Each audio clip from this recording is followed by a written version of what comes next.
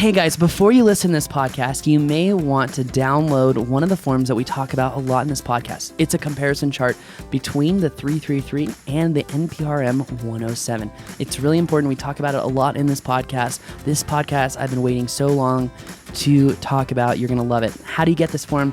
Just text 33444, and then in the body of the text message, write NPRM 107. Then you're going to get a text message back, and they're going to say, hey, can you give us your email? You give them your email, and they're going to email you the document instantly. It's our way of autonomously getting you this information as fast as possible. So again, text 33444, and in the body, NPRM 107. Now, let's get to the show.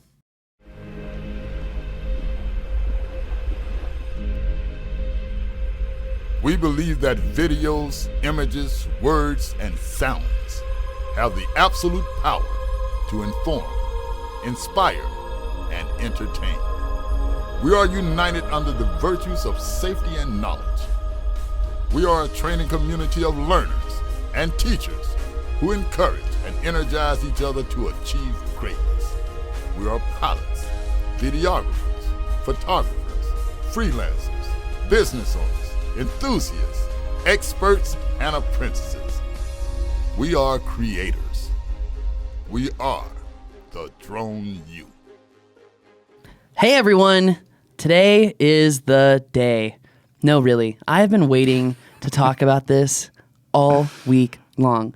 And my name is Paul, and welcome to another awesome episode of Ask Drone U. You'll want to listen to this one through and through, right, Rob? Absolutely, guys. Welcome to episode number 331. I'm excited for Paul. You're excited for me? Because he has been so antsy to get this podcast out for good reason. Well, there's just been so many FAA releases, and people are like, should I get a 333? Should I wait for a 107? And it's like, you're asking the wrong question. You're asking the wrong question. But you can certainly understand why they are asking that question with all the ambiguity that persists in the industry. It makes sense, at least. We just want to help people maybe think beyond that question. I mean, if you are going to be in business flying drones, obviously the regulatory hurdles are large. Absolutely. But guess what? I found some info that we're going to talk about that may give you some hope. And also, we're going to try and assist you in thinking beyond the first step, because you really need to be thinking about step 2, 3, 4, and 5, just like a chess game, if you're going to be successful. Absolutely, because ultimately what it's about, right, there's going to be a lot of competition. Lots. There are a lot of people getting into this. Can I just say I'm so excited about competition, because there are so many whiners who have their 333 exemptions, and they are awful pilots, and they talk up a huge game, and I can't wait for the little underdog to get out there with his 107 and fly the pants off all these old men. I'm serious. I'm so excited for that. I love competition your enthusiasm. and capitalism at its finest. Absolutely.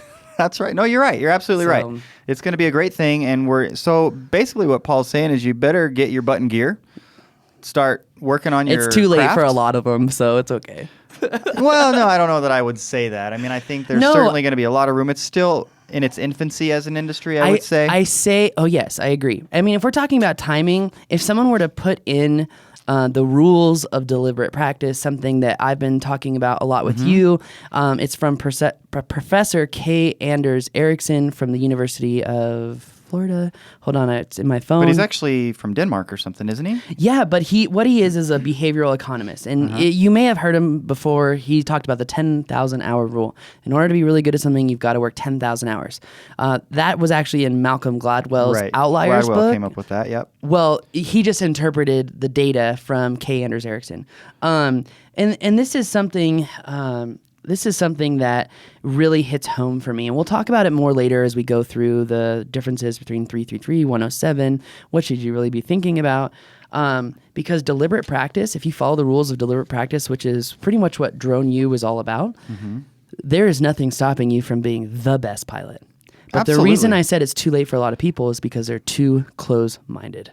Right. That's why. Anyway, I just wanted to make that crystal clear. So explain that a little bit more. Go talk a little bit more about what you mean by closed-mindedness, specifically in this context, and why that's such a bad thing. Well, closed-mindedness in the fact that people are not truly practicing their trade. They're more focused on the business, ramping up their business, but they don't understand that you'll have an initial growth period and then you'll drop off like a rock. Right. Traxta said that in their economic analysis of the drone industry as a whole, that we're going to see this huge boom, 2017, massive drop off because of acquisitions and people's inability to actually run their business, work through the workflows, and be efficient on every system in their business so that they can scale. Right. That's the main challenge for any business is scalability. And certainly, obviously, being a good pilot is going to be critical, wherein comes the practice, because we see a lot of videos, Paul, a lot of people doing, frankly, a lot of them are real estate, but all kinds of stuff, even on the beach or wherever you want to fly, and probably 90% of them are not really close to where they need to be to maintain clients. Correct. Let me give you an example.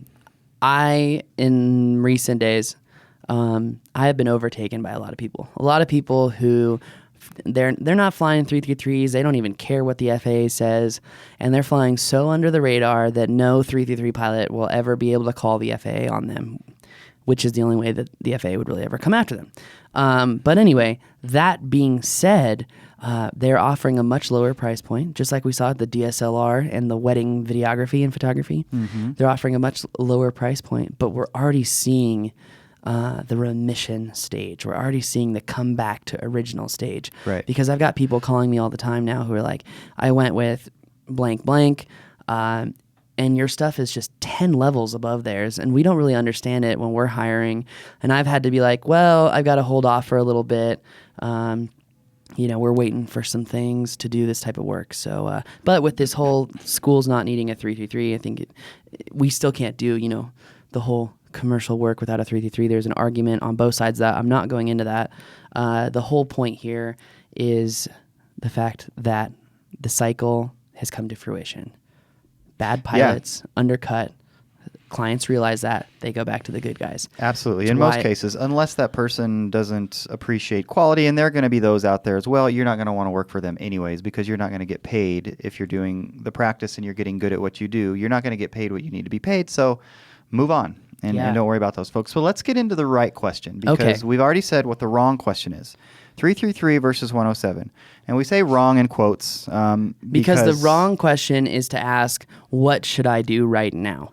The right question is how do you set up your business to be ready for a mass influx of drone pilots? How do you stay competitive?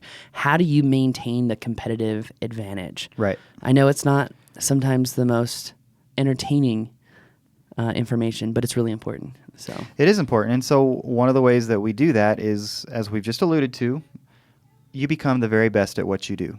Right? Yes. And so I know that's something that you wanted to talk about. Well, it's something I talk about in my book too, is people ask, what is the thing to get good at so that you can be good at all things?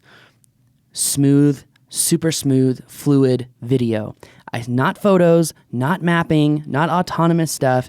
You need to learn to be fully in control of that bird at all times, no matter what. And because if you're not, I'll just interject really quickly. I will tell you, as sort of a layman looking at videos, I don't have the eye that Paul has or John, our producer, has. But if the motion of the bird is not smooth, my attention is so distracted, I'm not even seeing what the camera is showing me anymore. You've got the curse of knowledge, Rob. I'm frustrated by what the drone is not doing right. I look at it the same way. I look at it the same way. Okay, best show to watch for great drone footage.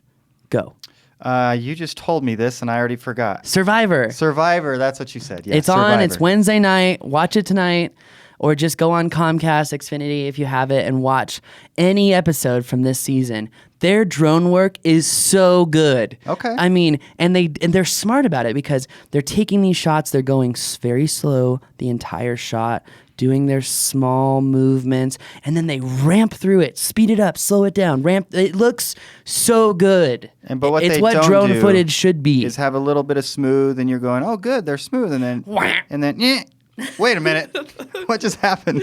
Actually, that's what we see a lot of. It's funny. When I fly super smooth, and when I'm bringing it back to me, I flip the bird around really fast, which sometimes scares people.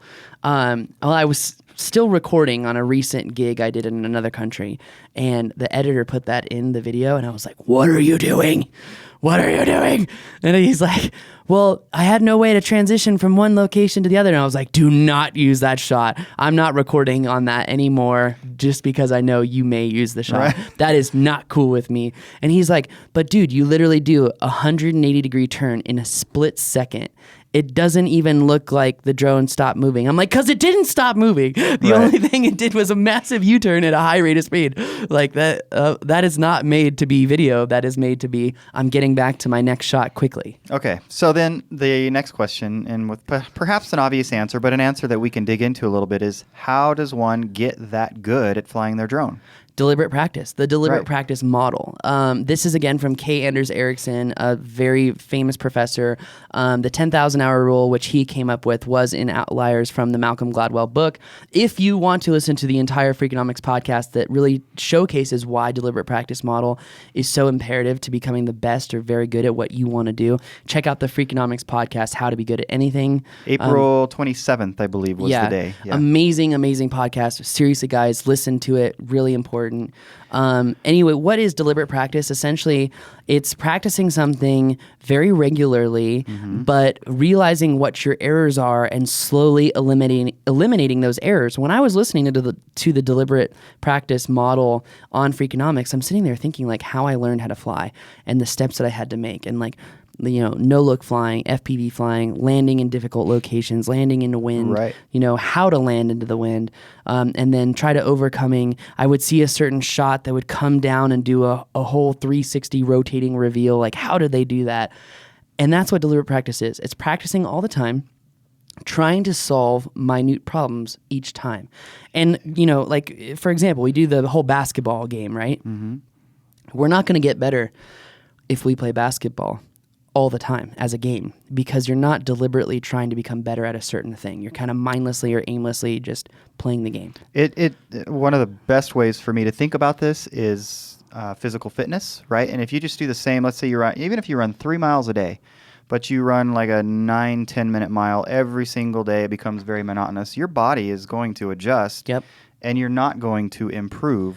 Whereas if you're constantly adjusting distance, you're adjusting speed, you're trying to get faster, you're pushing yourself, you're doing intervals within those 3 miles, within those 5 miles, you're doing speed work, your body is going to actually improve over time. You're pushing yourself. And so when you say deliberate practice, a key element that I took from this, and it's something that's relatively common sense, I think, is you've got to push yourself in order to get better. And I think that's what you're talking about when you talk about getting better at flying drones. That is exactly what I'm saying. But I also want to take this back for a second and kind of give like a macro level rule or a macro level view of what we're talking about. The 333 versus the 107, what we're saying is how to become the best at the skill that's necessary to run the business, and how to increase your business skill so that very small hurdles like a 333 or like a 107 no longer become hurdles, because in the time that you're waiting to overcome those hurdles, you're working on all these other things. Yeah, don't be consumed by those processes, essentially. Yeah. And I think the best way, going back to what you were saying with deliberate practice and how you can best visualize it and understand it, one of the best examples that I've ever heard of it is the difference in brain size and capacity between bus drivers and taxi drivers. Did you know the brain capacity and ability to solve more complex problems is very easy for a taxi driver versus a bus driver? Fascinating, yeah. And they actually studied this in London. They figured out how, what roads did the person know, what type of comprehensive knowledge did the bus driver know of the city versus the taxi driver. And the taxi driver takes a lot longer to learn because he does jobs and he learns new areas of the city kind of erratically, but he's learning new things. He's eliminating those errors. He's trying new things. Whereas the bus driver does the monotonous thing. Doesn't even have to think. No. And they realized scientifically that his ability to solve problems was much lower than the taxi driver. Yeah. Yeah, Just and if you think think about that. it makes sense. It really does. Yeah, and it's like, oh my gosh, like, you think about, like, have you been doing the same thing for 20 years? And are you really good at that one thing, or are you useless as a whole? Right. And like, what is your ability to transition into a new job if your job is going away? It's why you better in today's day and age, you better enjoy the process of learning. And if you don't enjoy it, you better figure out how to do it in spite of not enjoying it, because it's that important. That was a major overcoming that I had to come by when I was like 24, 25. So. Right. Yeah, I think everybody goes through that. Most people go through that at a young age, but yeah. Enjoy learning. And so as it relates to drones, maybe give somebody a sequence really quick of how they can progress in the difficulty of the shots that they're working on. And that's something that, first of all, the new aerial videography course where we go over 15 different cinematic moves, how to do them, it's coming out really soon. Our Don't Crash course is being updated with the Phantom 4, and we've added a lot of drills at the end that are systematic, that help you overcome systematic problems that all drone pilots have. I find it funny that the FAA isn't really familiar with the key issues that cause crashes time and time again. They're very simple things. I know the difficult part is getting in front of these problems to try to mitigate them before they happen, but when at one end of the table you're saying you can't fly without a pilot's license, and at the other end of the table you're selling Phantoms at Best Buy. Right. Those are contradicting things, and you're not really solving the problem. So let's merge into should I get a 333? Should I get a 107? I don't think 107. Quote me right now. What is it today? And the person who told me, I'm doing this because they told me a couple days ago. Wednesday, May 4th. Yeah. The 107 will not be what you think it is. That's my prediction. Quote me. And that's all I'm saying. And ultimately, that's probably not very surprising. But we do have a document that suggests what it will ultimately look like, or reasonably close, when you're saying, don't be so sure. I'm saying don't be so sure. Leading voices in this industry who work hand in hand with very powerful people are telling me otherwise. Not President Obama. No. Okay, so not that powerful. His daughter may have texted me and been like, yo, drone law's gonna change. Like, no, it never happened. But she may not have as well. Anyway, so what is 107? How is it different from the 333? We made this cool little flyer here for you.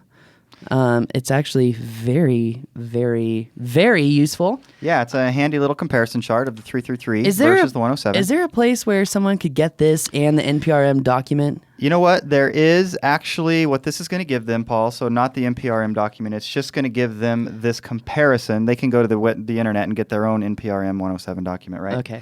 But, guys, if you will simply text 33444, and in your text include NPRM 107, capitalize NPRM, we will send you by email a copy of this chart that Paul just referenced. And it actually is a pretty handy dandy little chart to compare the two for you. It really is. And we should probably record another little thing to go in the beginning of the podcast to say, all right, we're going to mention this document. Here it is. Here's how I get it, which we will do. But let's go over the differences really quick. General Section 333 exemption, which we now know from the news yesterday that if you're a school, you're a student, you don't need one. So, which I don't think a lot of students got one anyway. Probably not. No, I don't think so. But I know the NTSB, the FAA, and a couple other federal agencies listen to our podcast, so I just wanted to be really clear. Anyway, Section 333 exemption, you've got to have at least a sport pilot's license and a current flight review, even though we have recordings of FAA FSDO guys calling people and saying, you don't have the authority to fly, but you don't need a valid pilot certificate, even though they mentioned the website that says you got to have a valid pilot certificate. So you may have heard contradictory things depending on how often you watch YouTube, but you do need a current sport pilot's license. With the 107, do you need a pilot's license, Rob? You don't, but you're going to have to pass the test. That's right. Just one test, and renew it every couple years. Every 2 years or 24 months. Yep. Depends on how you like to say how old your children are. Mine's 48 months. That's right. Anyway, I'm kidding. I don't have kids. Flight restrictions. Section 333 may not operate in prohibited areas, special flight rule areas, the DC flight restricted zone. I'm so glad I got to fly there before they changed that. The temporary, permanent flight restricted areas, and then special permission for airports in controlled airspace and certain airports in uncontrolled airspace. See example below. And then for 107, can operate in prohibited areas, special flight rule areas, the DC zone, TFRs, temporary permanent flight restriction areas. But you can get special permission to fly in controlled airspace, B, C, D, and E, which is a huge, huge deal because right now it's really dependent on how much your local airport manager knows about the 333 because sometimes you need a COA, sometimes you need a letter of agreement, which is what they currently use to fly in restricted airspace for helicopters and whatnot. And no one's made the distinction because the FAA says contradicting things in different places. So one place they say, oh, you need a special COA. Another place says, oh, well, you need a special COA or a letter of agreement. Right. But the letter of agreement is certifying the aircraft and the rules that you would comply with if you were flying in that airspace, which I think is actually a pretty cool thing. Yeah. But a lot of airport managers don't know about that rule, so it's very difficult to operate in that airspace without a COA. Can it happen? Yes. But you got to brown nose the airport manager for a significant amount of time. I've seen some people do it. They're very good at brown nosing. So good people. I would say Just it's like a You're not gonna give it's me like a credit. fifth grader in fifth grade class. You know, the really annoying one that was like raising their hand constantly, Just and trying to everyone get points. secretly hated him. Yeah, I didn't know that any of those. guy. There's So- one of those here in town. Anyway. So maybe we should just have people to get the rest of the details on this. Just text 33444. Yeah, I think that there's a couple other ones I want to go over if you don't mind. Daylight hours only for 333 versus between official sunrise and sunset. A lot of people don't understand that difference. The FAA defines sunrise and sunset, and there's a period of time, 30 minutes before and after, which they call civil twilight. And that actually is documented. I mean, you can get it on the internet, right? The official sunrise and the official sunset. So that's all and they to the say, minute stuff. they say that civil twilight is 30 minutes before or 30 minutes after, depending on sunset or sunrise. That's a big deal because your long exposure shots that you want to get when the sun's going down, now it's going to be okay. If you had a 333 and were doing that or ever flying at night, you could get in a lot of trouble. I've never heard of anyone getting in trouble for it, though, and I know a lot of 333 guys who do fly at night. Right. But people say, oh, well, the recreational guys don't have any rules flying at night. One of the only rules in Mexico and I actually know how to fly. yeah. But One of the rules in Mexico is one of the only rules is to not fly at night. So I like this distinction. Here's the other big one. And again, I want you guys to text 33444 in the text NPRM 107. You get this document and read it yourself because there's quite a number of things on this document itself. But one of the big things is the buffer. A 333 exempt pilot must stay 500 feet from other property or people, Right. which we all know isn't happening in most cases. Yeah. It's not very realistic. Go and watch any 333 operators demo reel. Seriously. Yeah. Just go watch So anyways, 107 is suggesting, at least as it stands now, that will go away. But you might have some news to the contrary? Nope. Nope. I mean, everyone's expecting us to not have the 500-foot buffer. But will that happen? I don't know. Time will tell. Time will tell. Okay. Well, we'll see what happens with that. You know, one of the things that's not on here, Paul, What's that? is and I don't know if there's going to be anything for 107, but I don't see anything for reporting because with a 333, you have to report monthly. Ooh, that's a good And point. I don't know if that is required in any form for 107. I don't remember seeing it in there, but it's been a while since I read it. So I haven't read it in Anyways. probably 8 or 9 months. Well, there is one thing. Would you have to file a NOTAM if you had a 107? no. You were supposed to not say See that because I was going to be handy like, to dandy find little out, text 33444. Oh, sorry. No, it's Well, it was okay. right there. No, I know it was. Guys, you're going to want this document anyway. So text it 33444 NPRM 107 and you will get that. But again, going back to the macro view, the 50,000-foot view, if you're waiting for your 333 or if you're waiting for 107, which there's a point I want to make here, but if you're waiting nonetheless, you should be working on your flight skill and you should be working on your business because most people are focusing on this as a hurdle and you should be focusing on your competitive advantage to maintain competitive, to continue doing the job that you love. Yeah. Now, something that someone told me, a flight instructor out of Denver, which is where I'll be finishing up some flight time myself, told me, you know, Paul, I know the exemptions have expiration dates. Whenever I've seen a special thing come out from the FAA with expiration dates, they're normally valid and won't make a change until that expiration date. A lot of 333s have expiration dates in 2017. Okay. Even the end of 2017. And the question that people have asked me is 107 really going to come out in June? And I think, again, that's a step in the right direction. I don't think it's the right question. I think the right question is, will we see 107 implemented in June? Because seeing it and implementing it, as we know, are two very different things. Sure. And going back to that flight instructor in Denver, he said, Paul, if the 333s have an exemption, or excuse me, if the 333 exemptions have an expiration date, do you think that they're going to implement the new rule before the expiration date? He's like, my empirical evidence over the history of working for the FAA says no. Interesting. I thought that was interesting. I thought that was very interesting. So is that in terms of the expiration date for the 333, doesn't that start for everybody at the point at which they get it? Or you're saying every 333 expires in 2017? I'm not saying everyone expires in 2017. I'm just saying that that could be a hint as to when we would actually see the 107 implemented. Does that make sense? And I don't think I answered your question. Because we're getting new. It's fine. We'll see if that plays out or not. It'll be interesting to see. Well, are we going to see 107 in June? I think we're going to see announcements made. Is it going to take time to implement? Yes. And that's what I'm saying, that this guy who is a flight instructor in Denver, very close with the FAA, is saying, don't expect it to be implemented in June. That's my point. So it comes out, but then it's implemented over a period of time. Yeah. Fully implemented for maybe not for a couple years. Well, let's think about this, right? It took the FAA a couple months to set up a web database, which would take a hacker a day. Even with that type of volume, so I don't want to hear it, you internet freelancers that work for the government. But you question, okay, well, what about the test? Are they going to use the same system they have now for the test, which is you take the test at CAT centers, there's like 600 around the country, but CAT centers have kind of been dying off because not many people have been going for their pilot's licenses. There's been a shortage of CFI, certified flight instructors.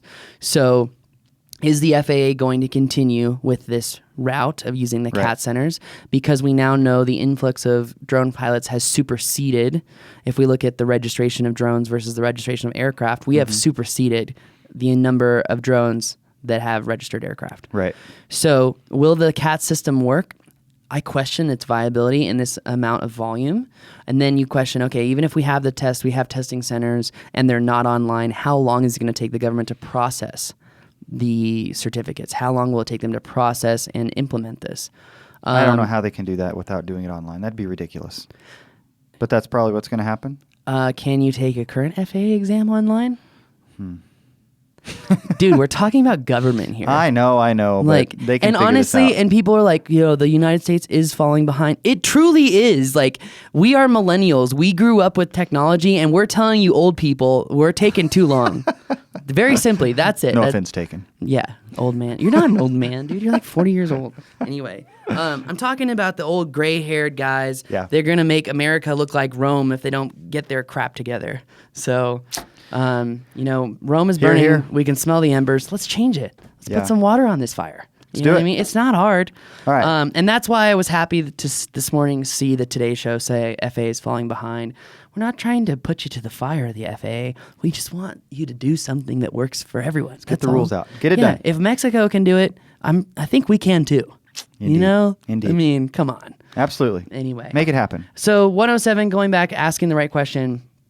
Are you planning? Are you doing the deliberate practice model of practicing your flying? Are you working on your business? Are you going to networking events? Are you focused on building business relationships?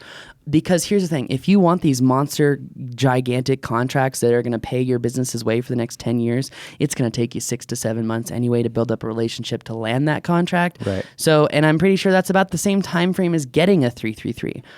So be smart. Work on your flying every day, network as much as you can, build the relationships, go out flying with people, have parties, do dronies, do as much recreational hobby work as possible. Yep. Now, the FAA may write you an investigation letter thinking that you are doing commercial work. I've had a couple of those. But, right. No, it's funny because I'm like, did you even look up to see if we had a 333? Because our name is a little bit different. Our legal name is different than Drone U. So anyway, I just find it funny. Who knows? But, so even though it's not the best right question, given what we're talking about, somebody says, okay, fine, that's all great. Yes, I'll practice. I get the deliberate practice thing. I still don't know whether I should get a 333 or wait for the 107. Depends. Do you want to know my honest answer? Always. Well, maybe not always. I take that back. This time, yes. I would say, I would say go for the 333. Here's why. You can get the MPTOM, which is pretty much getting put into every 333 now anyway. And you can fly closer than 500 feet if you follow the MPTOM rules, which are really not that bad. Which that doesn't happen automatically, by the way. You have to do that separately. So when you say it's getting put into every one, you still have to do that.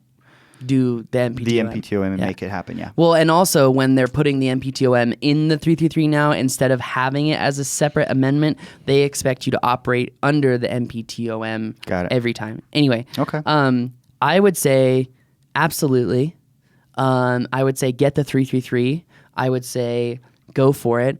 Because of the uncertainty of NPRM 107, I don't think 107 is going to be like what we expect. Yeah. And having that ability to be closer than 500 feet, I think, is going to be extremely valuable. You're seeing the FAA give more exemptions for nighttime flights. That's going to be extremely valuable as a commercial operator if you're doing anything in thermography.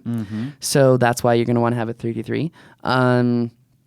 Only thing I really hate about this whole 333 is the pilot's license, because I understand the FAA wanting you to know airspace and understand airspace. Yeah, I get it. It's a no-brainer. Totally get it. We just have got to have so much more info, because the way that you fly a PPC, the way that you fly a hot air balloon, the way that you fly a Cessna 172 is so different than how you fly a drone. When you fly a helicopter, you're not looking at what's my KP index for today. Is it safe to fly? Well, and one way I look at it is if, okay, you want me to get a pilot's license, well, then create a pilot's license for drones. Yeah, that's a great point, and people have asked that. And the answer to your question, why that hasn't happened, is because we have such a shortage of CFIs in this country. This is what the FAA does not want you to know. They don't want you to know that they're very short on CFIs, and they really don't want you to know that if you go for a powered parachute, if you go for a hot air balloon, there's a very limited number of, even more limited, of those CFIs than anything else. Do you know why? Because the airlines have had such an issue keeping people on board that they're hiring CFIs to become commercial pilots for the airlines. And this has been a developing issue for like 5 to 6 years. Didn't know that. Interesting. I really love having a great community here at Drone U, because it has expanded our knowledge base so much. I couldn't understand why you wouldn't want to become a part of the Drone U community. It grows every day, which I love. The conversations you see in our group on Facebook are totally different than any other group. And by the way, you won't be able to find our group because it's a secret group. Right. But we would love to have you in there and have you a part of the community and discuss these things responsibly and discuss the different issues and what to do in certain scenarios and situations. So to learn more about that, thedroneu.com. Great place to start. Definitely, guys. Sorry if I ranted here for a while, but I think you'll get some very good information. Should you wait for NPRM 107? I don't think so. And why? Too many unknowns. Too many unknowns. This time last year, what were people saying? We're going to get 107 by September. What happened in September? Crickets. That's right. Nothing. Now, I have my hopes set high for the FAA because they're being demanded by the DOT and Congress every day to do new things. Yep. I'm very excited about that. But now there's only two deciding factors on what's going to happen with this drone industry. What's going to happen with the Taylor case? What's going to happen to registration? What effect will that registration have on commercial ops? Because recently they said, we want all commercial drone operators to register via the Part 48, not via the Part 47. That's what they said. They're now saying that. Of course they said that. Yeah. But hey, less paper. One thing I will say, I'm watching the guys over at Drone Coalition struggle to get their registration done. And since we did it through John Rupert and like how to fill out your registration, ours came back in 2 or 3 weeks. So we've had it for a long time now. And I can't say, and I'm not trying to get John business. I know he gets business from it anyway, but I can't say how helpful he's been to us. Yeah. And having John Rupert. There are other lawyers out there. the Antonelli firm. There's a lot of good people out there. But John's one of those people who deeply cares about his clients. And I see that every time I talk to him. I talk to him weekly, sometimes some weeks daily. And it's funny, we're so busy, both of us. Mm-hmm. We couldn't even see each other at NAB. Because it was like I was doing an interview, he was talking to someone, he's at one booth, I'm at another.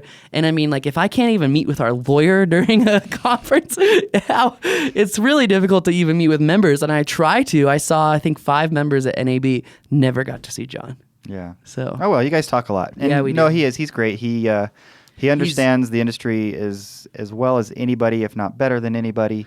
And he will not overcharge you. I saw some article that was like, if any lawyer wants to charge you over $1,000 for a 3-3 run, it's a scam. It's like, no, dude, you're a noob, and you don't understand how much goes into after getting the 3-3-3. Right.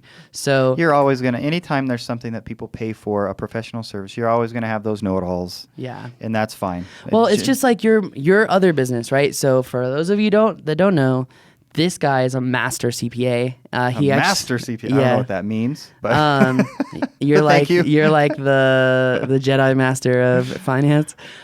Rob runs a mortgage company, and to give you an idea of why this is an analogy, why these two things are similar, is that Rob's business focuses on holding clients' hands, walking them through the entire process.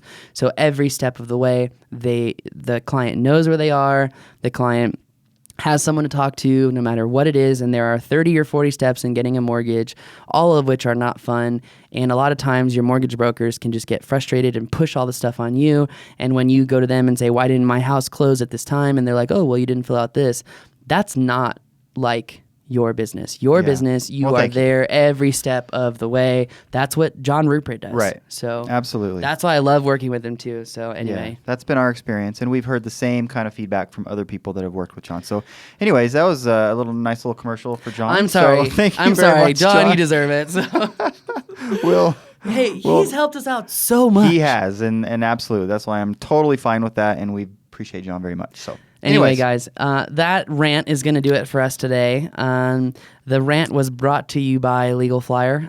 If you are not using Legal Flyer to get property permission slips, you need to be using Legal Flyer because those property permission slips are very important for many of the new rules that are coming out state by state, even though they're preempted by the FAA.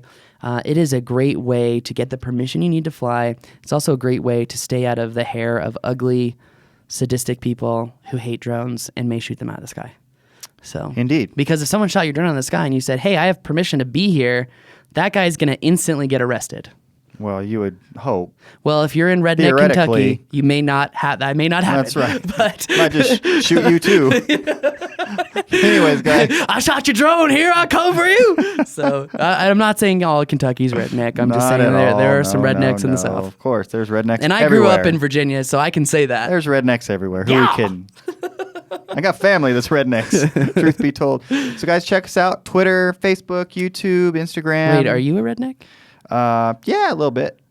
You like to philosophize about the affairs of the United States of America. Something like that. Anyways. Are you from Houston?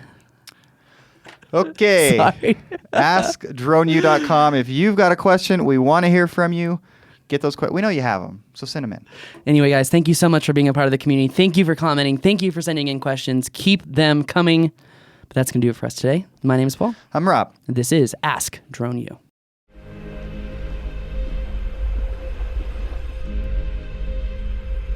We believe that videos, images, words, and sounds have the absolute power to inform, inspire, and entertain. We are united under the virtues of safety and knowledge. We are a training community of learners and teachers who encourage and energize each other to achieve greatness.